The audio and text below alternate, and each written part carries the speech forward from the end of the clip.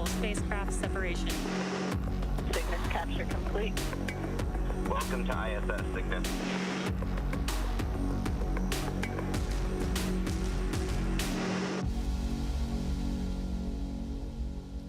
You're looking at a live view of Falcon 9 set to lift off from Space Launch Complex 40 at Cape Canaveral Space Force Station in Florida in just over 17 minutes from now. Today's mission marks SpaceX's 74th mission of 2024 and our 5th mission headed to the International Space Station so far this year, following Crew 8, CRS-30, NG-20, and AX-3. Thanks for tuning in to today's coverage of Northrop Grumman's 21st Commercial Resupply Services mission to the orbiting laboratory. I'm Zachary Lupin, an avionics reliability engineer here at SpaceX. Now, since 2012, SpaceX's Falcon 9 rocket has supported operations on the International Space Station, delivering critical science, hardware, and supplies to crew aboard the space station with the use of our Dragon crew and cargo vehicles. As part of NASA's Commercial Resupply Services contract, SpaceX and Northrop Grumman offer safe, reliable, and cost-effective transportation both to and from the International Space Station.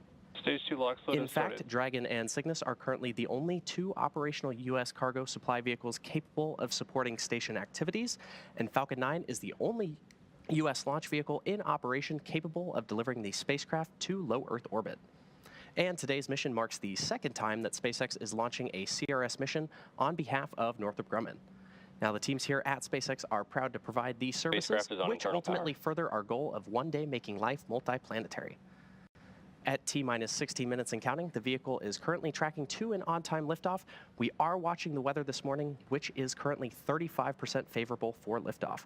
Now, if we don't launch today, we have a backup opportunity this Tuesday, August 6th at 10:18 a.m. Eastern Time. Now, as you might imagine, the crew on board the space station is preparing for their upcoming delivery. And for more on those preparations, I'll turn it over to NASA's Courtney Beasley. Courtney? Thank you, Zachary, and good morning to everyone from the International Space Station Flight Control Room here at the Johnson Space Center in Houston, Texas. It's a full house aboard the International Space Station with 9 crew members living and working at the orbital outpost. The Expedition 71 crew, who you see now, are being led by Station Commander Oleg Kononenko. But the focus of attention today on the Falcon 9 launch of the SS Francis R. Dick Scobie Cygnus cargo craft, named after the late commander of the Challenger STS-51L mission. Scobie served as pilot aboard Challenger on STS-41C in April of 1984, which retrieved, repaired, and redeployed the Solar Max science satellite. He was then the commander of the ill-fated Challenger STS-51L mission in 1986. Northrop Grumman's resupply vehicle is poised to deliver roughly 4 tons of science, experiments, and equipment to the orbital outpost. After Cygnus separates from the upper stage of Falcon 9 today, the spacecraft will conduct a series of engine firings to increase its altitude to match that of the International Space Station. That will set it up for the start of joint operations between Northrop Grumman engineers in Dulles, Virginia, and the NASA Flight Control team here in Houston. A launch today will bring Cygnus to the station in the morning hours Tuesday, where NASA astronauts Matt Dominic and Jeanette Epps will be waiting in the cupola, set to use the station's robotic arm to reach out and grapple the spacecraft. That will be installed to the Earth-facing berthing mechanism on the Unity module for a stay of about 5.5 months. But we're counting down to launch as you are, Zachary, so back to you in Hawthorne. Thanks, Courtney. Falcon 9 is a reusable 2-stage rocket designed and manufactured by SpaceX for the reliable and safe transport of people and payloads in Earth orbit and beyond. Now, this year we've launched 73 missions to date, which is on average 1 launch every 3 days. And we're looking to launch up to 148 missions in 2024. And reusability is what makes all of that possible. So with that, let's meet Falcon 9, the first and currently the only orbital class rocket capable of reflight.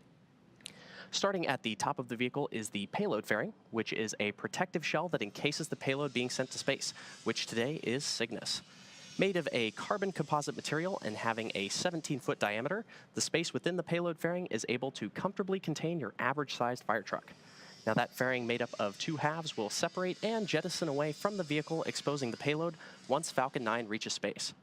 Now, Cygnus rolled out to the pad on Friday morning after wrapping up the process known as encapsulation earlier this week. This payload fairing was specially customized to accommodate late load operations on the pad, and we'll talk a bit more about those modifications later on in the program. Continuing on down the vehicle, we have the second stage. The second stage is powered by a single Merlin vacuum engine, or MVAC, which is optimized to perform in the vacuum of space. After stage separation, the MVAC will ignite and carry the payload to its final orbit.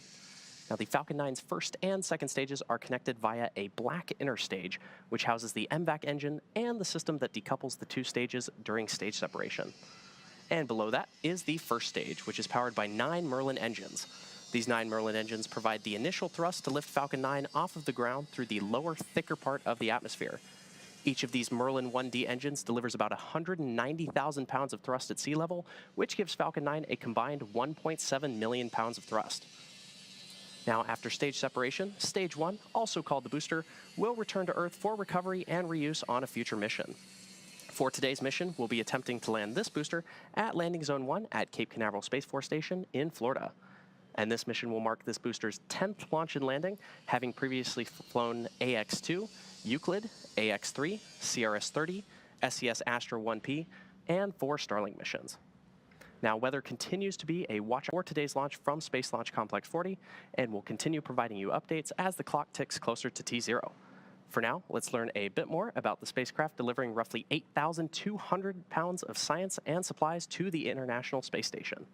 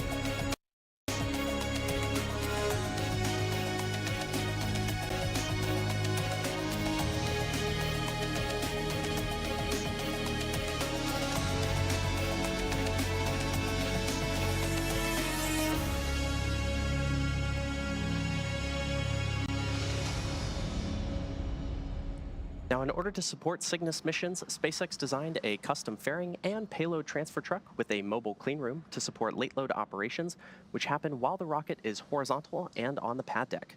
Late load refers to loading cargo in the final hours before launch and after the spacecraft has already been encapsulated within the payload fairing. Now, with 8 minutes and 24 seconds to go, we can go for launch, and we'll continue to provide updates on the weather as we get closer to T0. For now, let's head back to Courtney for a closer look at the science on today's mission. Yeah, Zachary, we are at the T-minus 8 minutes and counting to the launch of the Falcon 9 rocket and the Northrop Grumman Cygnus cargo craft, which is delivering roughly 4 tons of supplies and science experiments to the International Space Station. Now, science is the prime focus for crews living and working on the station, and today's delivery run aims to observe the development of blood vessels and engineered liver tissue, evaluate liquid and gas flow through porous media, demonstrate the production of many bloodstream and immune stem cells, and much more. Let's take a quick look at the science aboard Cygnus. Northrop Grumman is set to launch its 21st commercial resupply services mission to the International Space Station, carrying science to further NASA's missions to deep space and benefit life on Earth. A packed bed reactor will test how microgravity affects the simultaneous movement of gases and liquids. Results will aid the design of various space systems, including life support systems. Researchers will continue testing a technology to produce stem cells in space, aiming to improve outcomes for patients with certain blood diseases, autoimmune disorders, and cancers. Microscopic organisms will travel to station to provide crucial insights into how spaceflight affects the ability of damaged DNA to repair itself. Demonstrations are educational videos demonstrating STEM topics in space for students on Earth. For this mission, astronauts will use a balloon, a penny, and a hex nut to examine centripetal force. Discover more about all of the science making the journey to the orbiting lab at nasa.gov/ISS-science.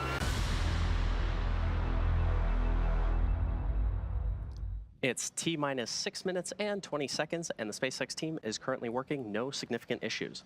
Now, at T-minus 38 minutes, the team concluded their go, no-go poll and gave the okay to proceed into propellant load and launch. Stage 1 RP1 load is complete. And good call out there for Stage 1 RP1 loading completion. Now, at this point, that RP1 loading is complete on the Falcon 9 second stage and nearly complete on the first stage.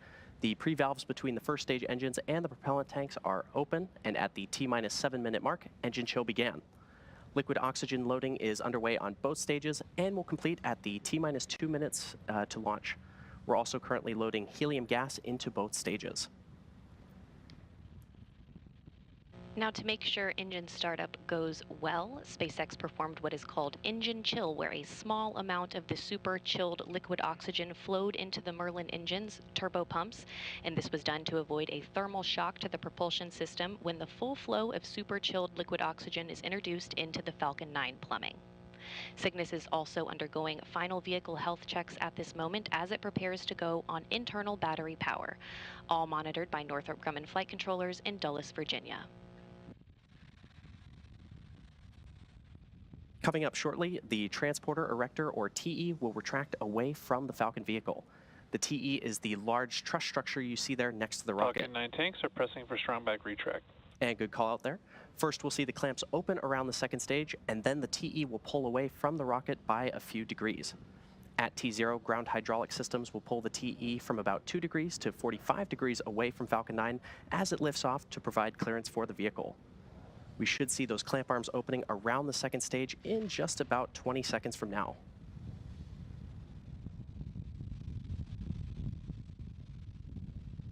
Strong back lower has started. And good call out there. Falcon 9's fuel consists of both a propellant and an oxidizer. For our Falcon vehicles, we use a refined kerosene called Rocket Propellant 1, or RP1, and liquid oxygen, or LOX. And there you can see those clamp arms opening around the Falcon 9 second stage. We'll then start to see the strong back recline away from the vehicle.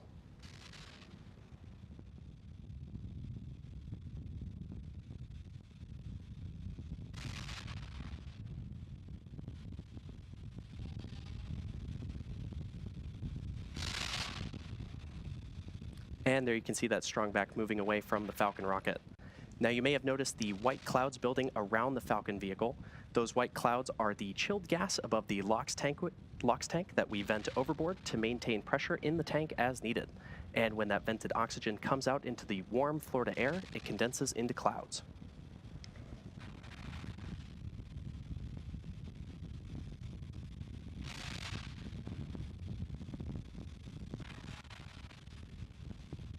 Now, as I mentioned earlier today, the booster supporting today's mission is flying for its 10th time, and a key indicator of this flight history is the soot that you might just be able to make out on the skin of the vehicle there. This soot comes from the carbon-based fuel of the rocket that gets deposited onto the body of the vehicle during re-entry through the Earth's atmosphere.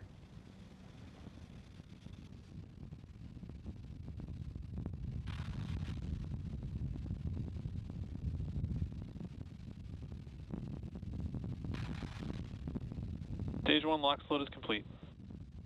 And good call out there that Stage 1 LOX loading is now complete on the Falcon 9 first stage.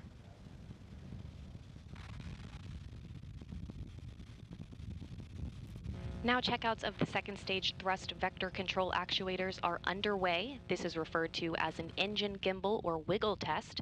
This is when SpaceX moves the nozzles ever so slightly to make sure that the guidance hardware is acceptable for flight. SpaceX does the same checkouts on the first stage engines, and that happens just seconds before ignition.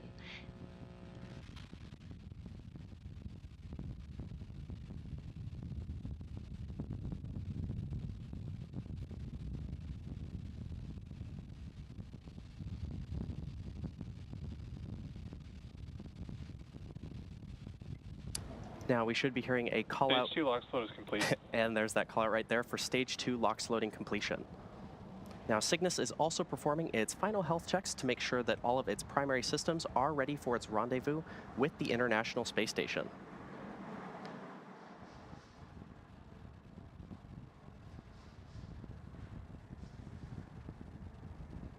And as I mentioned earlier, those white clouds you see around the vehicle are complete. Gas launch closeouts has started. Good call out there. Those white clouds are completely normal and are just the chilled gas above the LOX tank that we vent overboard to maintain pressure in the tank as needed. Now coming up in about 15 seconds from now, we should hear the call out that Falcon 9 will be in startup, which will mean that the rocket's launch computers will have taken over the count.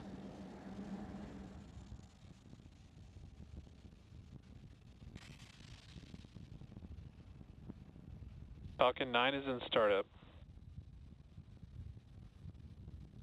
And there's the call. Falcon 9 is now in startup. Cygnus is transitioning to internal power, and the Falcon 9 computers are in final pre-launch checks, instructing the rocket through the final seconds before liftoff. Both stages are now being pressurized for launch, and the range remains go for launch.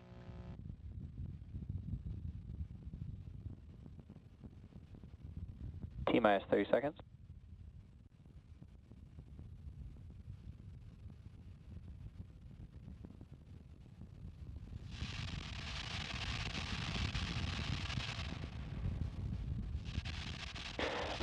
Seconds. T-minus 10, 9, 8, 7, 6, 5, 4, 3, 2, 1, ignition, engines full power, and liftoff of Falcon 9. Go SpaceX, go Cygnus, NG-21.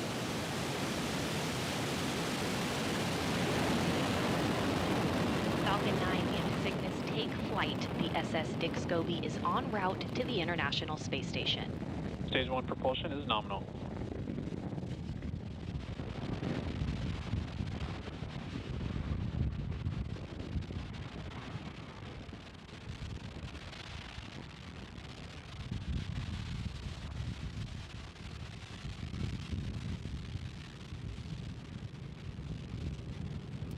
As you saw, successful liftoff from Space Launch Complex 40. Power and telemetry nominal. Good call out there. Coming up in just about 20 seconds from now, we should hear a call out for max Q. The vehicle passes through max Q, or the point of maximum aerodynamic pressure, when the increasing speed of Falcon and the decreasing air density combine to create Falcon 9 is supersonic. Combine to create maximum aerodynamic pressure. And good call out there.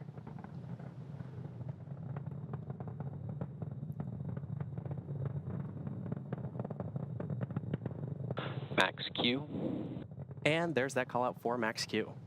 Coming up next are 5 events which will happen in rapid succession: main engine cutoff, stage separation, second engine start, boost back burn start, and then fairing separation. Main engine cutoff, or MECO, is where all 9... chill started. Good call out there. MECO is where all 9 M1D engines on the Falcon 9 first stage shut down. This is followed by stage separation, or the separation of the first and second stages of Falcon.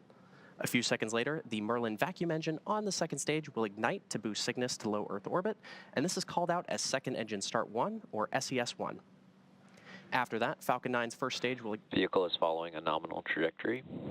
After that, Falcon 9's first stage will ignite again to orient itself to head back to land. And shortly thereafter, the two fairing halves will separate and expose the spacecraft to the vacuum of space. We should be hearing the first of those callouts happening in just a few moments from now.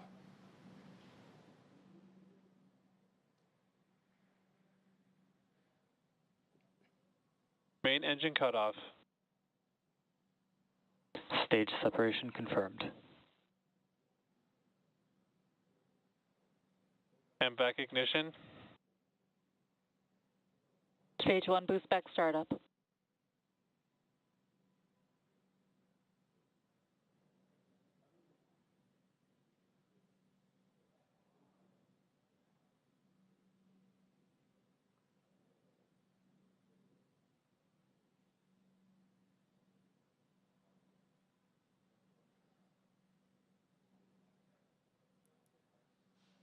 Fairing separation confirmed. And there we heard the callouts for all 5 of those events, which again were MECO, followed by stage separation, then SES-1, boost back burn start, and fairing separation. Now coming up shortly, we should hear a callout for completion of the boost back burn on the Falcon 9 first stage. This burn, which will last in total about 50 seconds, is the first of 3 burns the booster needs to go through to make its way back to landing zone 1 at Cape Canaveral Space Force Station in Florida. Boost back shutdown. And there's that callout for boost back shutdown on the Falcon 9 first stage. Now, if you're just joining us, you're watching a live Both vehicles are following nominal trajectories. Good call out there. If you're just joining us, you're watching a live webcast for NG-21, Northrop Grumman's 21st commercial resupply services mission to the International Space Station. This is SpaceX's 74th mission for 2024 and the 5th flight to the orbiting laboratory this year. Now, in order to make its way back to land today, the Falcon 9 first stage has 2 more burns to execute. Next up is the entry burn, where 3 of the Merlin engines will reignite. This helps to slow the stage down as it re-enters the upper part of the Earth's atmosphere.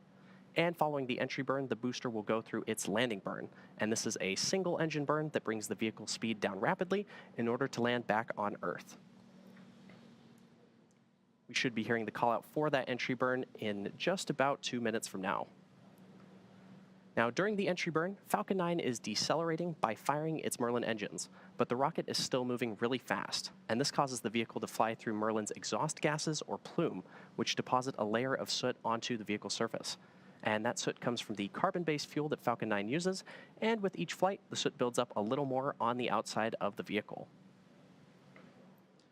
Now, as a reminder, on the left-hand side of your screen is the Falcon 9 first stage as it makes its way back to Earth, and on the right side is the MVAC engine on the second stage currently carrying Cygnus to orbit.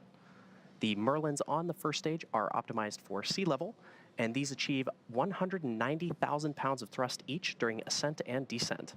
Now, the MVAC engine, with a much wider nozzle, is optimized to 220,500 pounds of thrust in vacuum. You may have also noticed on the left-hand side of your screen, Falcon 9 is equipped with 4 hypersonic grid fins, which are positioned near the top of the first stage. And stage 1 is using nothing but grid fins for steering as it returns to Earth. They orient the rocket during re-entry and guide it during its descent back to Earth.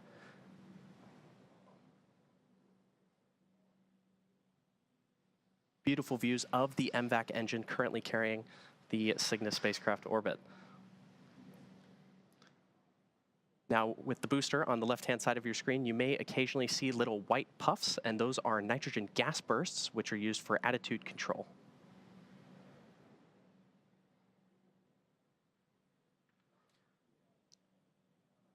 We should be hearing that call out for the entry burn of the Falcon 9 first stage in just about 10 seconds from now. Both vehicles continue to follow nominal trajectories. Good call out there. Now, that entry burn will be for the first stage, which is on the left-hand side of your screen. Stage 1 entry burn startup. And good call out there for entry burn startup on the Falcon 9 first stage.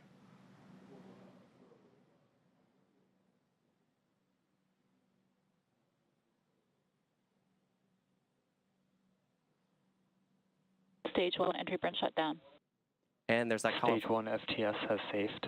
And there's that call out for entry burn shutdown on the Falcon 9 first stage.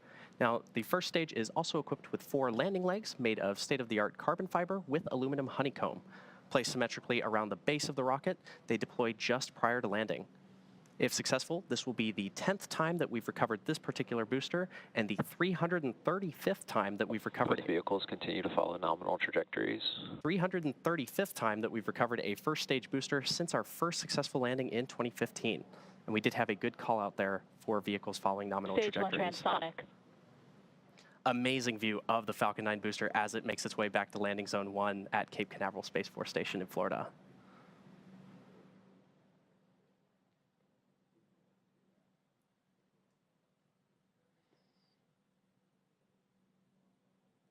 Stage 1 landing burn.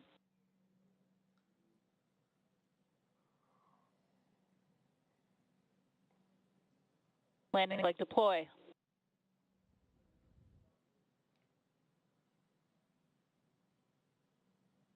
Stage 1 landing confirmed. A spectacular touchdown of our Falcon 9 booster at landing zone 1 at Cape Canaveral Space Force Station in Florida. Now again, this booster just completed its 10th flight and the 335th successful landing. Stage 2 has entered terminal guidance. 335th successful landing. Stage 2 FTS has saved. For an orbital class rocket, including both Falcon 9 and Falcon Heavy missions, and good callouts there on the nets. Now coming up at around the 8.5-minute mark, we should hear a call out for second engine cutoff 1 or SECO 1, which is when the MVAC engine on the second stage shuts down. And that'll conclude the roughly 6-minute burn by this engine needed to get Cygnus into the proper orbit for eventually intercepting the International Space Station. We should hear that call out in just a couple moments. MVAC shutdown. And there's that call out for the MVAC shutdown on the Falcon 9 second stage. We're now waiting for confirmation of good orbit. Nominal orbit insertion. And there's that call out for nominal orbital insertion. At T plus 9 minutes into the mission, and the second stage has one last major task, commanding separation of the Cygnus spacecraft just a few minutes from now. Now, for those of you just tuning in, you're watching a live webcast for NG-21, Northrop Grumman's 21st commercial resupply services mission to the International Space Station. This is SpaceX's 74th mission for 2024 and the 5th flight to the International Space Station this year. And for those of you following along, you'll know that Cygnus will be joining the Crew 8 SpaceX Dragon spacecraft, which docked with the space station earlier this year in March. Now, both Northrop Grumman and SpaceX have a long history of supporting the International Space Station with cargo missions like today's. SpaceX's first commercial resupply services, or CRS mission, CRS-1, launched in 2012 and made history by restoring America's capability to deliver and return cargo to the station. The Cygnus spacecraft has been visiting the ISS since 2013, and the first Cygnus CRS mission, Orb-1, launched in 2014. Cygnus has since then delivered more than 138,000 pounds of equipment, science experiments, and supplies to sustain the ISS astronauts under NASA's commercial resupply services contracts. Now, the most recent cargo resupply mission was SpaceX's CRS-30 mission on March 21st, 2024, delivering 6,262 pounds of scientific research, crew supplies, and hardware to the orbiting laboratory. Dragon later returned to Earth with 3,961 pounds of cargo. The CRS partnership has helped build a strong American commercial space industry that will soon take us to destinations beyond low Earth orbit. In fact, these missions are providing critical learnings that will help us develop a human presence on the Moon and Mars, which will require a steady supply of cargo missions to grow and thrive.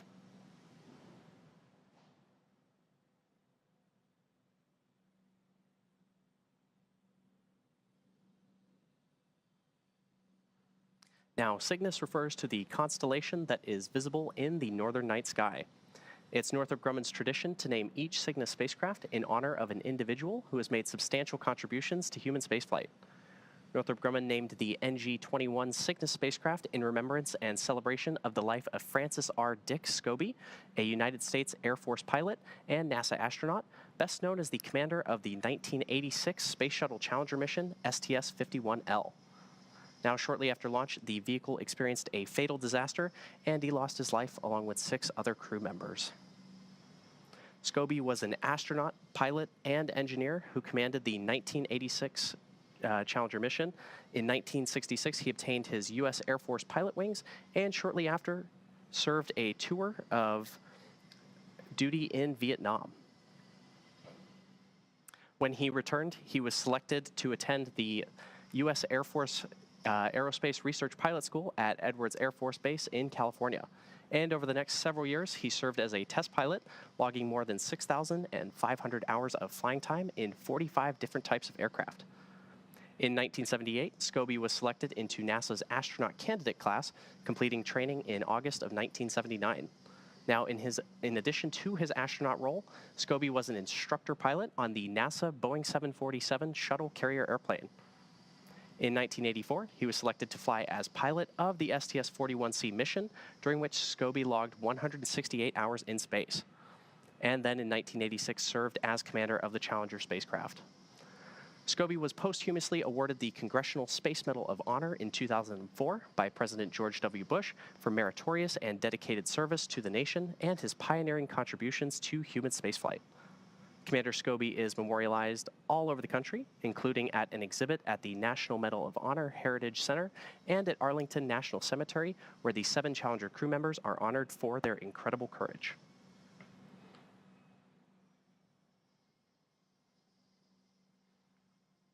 We're currently at T plus 13 minutes and 12 seconds and counting, and we're expecting to hear the call out for payload deploy at around the T plus 14 minute and 36 second mark.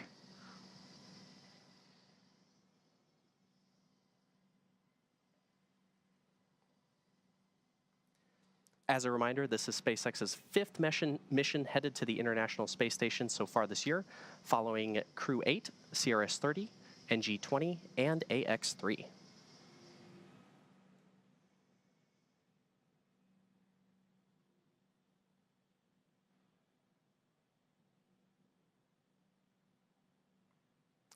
Following separation, Cygnus will have a nearly 40-hour transit to the space station, where the station's Canadarm2 will grapple Cygnus and the spacecraft will attach to the Unity module's Earth-facing port for cargo unloading by the Expedition 71 crew. We should be hearing that call out for payload deployment in just about 25 seconds from now.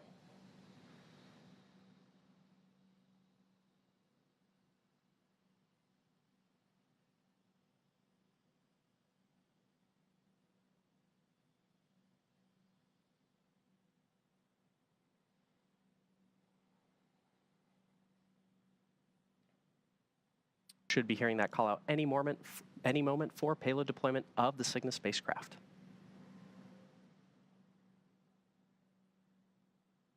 Cygnus deploy confirmed. And there you have it, a successful spacecraft separation.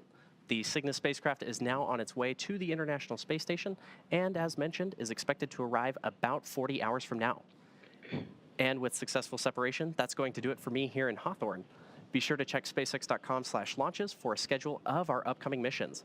In the meantime, Courtney, what's next for Cygnus? Thanks, Zachary, and welcome back into the International Space Station Flight Control Room here at the Johnson Space Center. Next up will be the deployment of Cygnus's solar arrays, scheduled to begin at about 2.5 hours after launch, and it should take about 48 minutes to be completed. Once those arrays are deployed, we will provide an update on the station blog with the latest news. But joining me now on the phone is Bill Spetch, the Operations Integration Manager for the International Space Station program. Bill, thanks for joining us, and how significant was today's launch as partners collaborated to send Cygnus on its way to the station? I will tell you, today's launch is very significant, as all of our missions to the ISS are. Each mission delivers critical resupply items to the vehicle, food, water, critical spares, but most significantly, it delivers the hardware and samples to conduct the groundbreaking science that is only possible on the ISS. It is amazing as I reflect back on the previous 20 Cygnus vehicle launches to see just how much capability has been added to the vehicle to support the ISS mission. I had the privilege to be at the first commercial resupply services launch for Cygnus to ISS, and it is awesome seeing where we are today with this launch. I'm really excited that the weather cooperated with us to get this mission underway. Bill, we're glad the weather cooperated too. If you would please outline for us the upcoming activities for the crew on board the station as they prepare for Cygnus's arrival early Tuesday. So we get most of the items in place and checked out before we launch as part of our launch commit criteria. The crew has already done some practice runs on board for grappling Cygnus when it arrives. Closer to the arrival, they will set up to monitor its approach to the capture point before ultimately grappling the spacecraft with the robotic arm. And Bill, anytime a visiting vehicle arrives at the station, there's a choreography to unload the spacecraft. How complex is that process, and what factors contribute to it? It does take a lot of planning and choreography to unload Cygnus. The team on the ground looks at a number of factors when addressing how the vehicle will be unloaded. First and foremost is we want to get going on all the time-critical science experiments that arrive on the vehicle. Those will be uploaded first to allow the crew to start conducting those experiments. The team must also take into account the available storage on board the ISS. This mission is delivering over 8,000 pounds of science, supplies, and hardware that takes up a lot of space. The team will stage what is retrieved from Cygnus in order to balance that with the available space inside the ISS. And finally, some of the hardware arriving will be installed on the ISS at planned times later during the mission. The teams account for all of these factors when planning how and when to unload the spacecraft. All right, Bill Spetch, the Operations Integration Manager for the International Space Station Program. Thanks for joining us today. Thank you. And with that, we will wrap up our launch coverage of Northrop Grumman's 21st Commercial Resupply Services mission. Cygnus is now on course to be captured at about 2:10 a.m. Central Time, 3:10 a.m. Eastern Time, Tuesday morning.